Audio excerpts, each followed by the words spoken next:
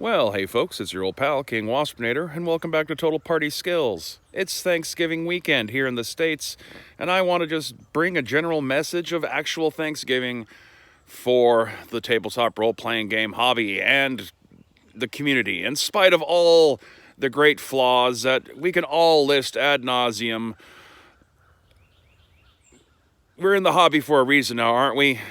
You know, there's two kinds of general categories of hobbies out there. There's the passive hobbies, people whose hobbies are watching movies, reading comics, reading books. And then there's the active hobbies of, people who, do carpentry in their home, like to whittle, do sculpture and art. The things with both of these sorts of hobbies is that, well, if you're creative hobbies, typically you're kind of solitary endeavors. You're not doing a bunch of whittling with a whole crowd of people whittling together to create a table or some kind of stuff like that. And your passive hobbies, you can discuss your love of TV show X or the movie you just saw in the Marvel blah blah blah universe. But it's entirely incumbent upon other people to create and feed these things to you, and you're kind of stuck with whatever the product is. Tabletop role-playing games, on the other hand, in spite of whatever flaws we might be able to find in them, and as nerds, we are certainly qualified at finding flaws in things. It's a specialty of ours, you could say.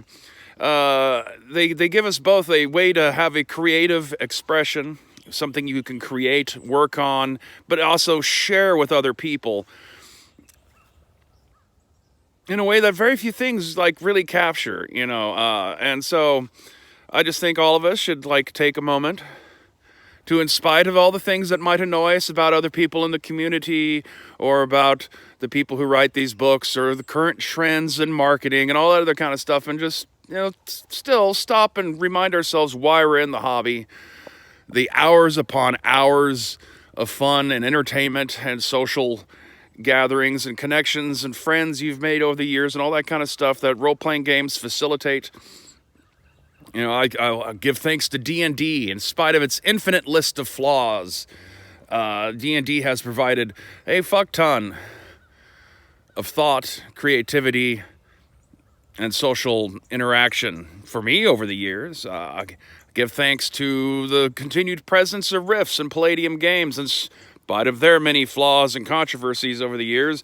The fact that they're just still around and you have this long, epic, ongoing science fiction saga to have, paid attention to and read about over all these decades now. I'm thankful for that. I'm thankful for the presence of Star Trek adventures. I know, Modifius's rules, have their flaws, and I'm sure, whatever woke thing, yada, yada, yada you want to complain about, but it's still a pretty solid science fiction role-playing game that manages to somehow capture the spirit of Star Trek fairly well.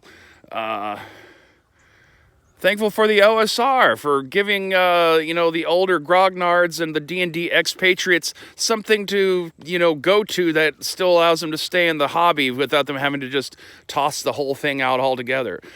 I'm thankful for all the wokeists for encouraging and getting kids into the hobby. A lot of them will leave. That's always going to be a thing whenever D&D and role-playing games have a surge in popularity, is that there's a high tide mark, but then the water recedes down a little bit. But after the water recedes, you find that there are some people who did decide to stick with and stay in the community. And as they grow and gain maturity and, get their feet under them more and more as the years go by with the hobby, their youthful opinions will change. I'm not the same person I was in the 90s when I was a teenager and first getting into the hobby and the sorts of things I was interested in expressing and all that kind of stuff compared to where I am now in my 40s. And much will be the same of all these kids. So give them a break and give yourself a break and quit worrying so much about them.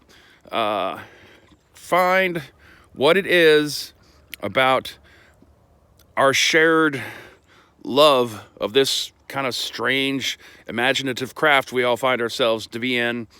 And just remember the good times. At least for the weekend. Next Monday, we can all go back to, taking the torches and the pitchforks and trying to burn it all down to the ground. But, there wouldn't be this much angst if there wasn't some amount of love for the thing in everyone's hearts. And so yeah, at the risk of being a bit too sappy and syrupy, I guess that's all I have to say.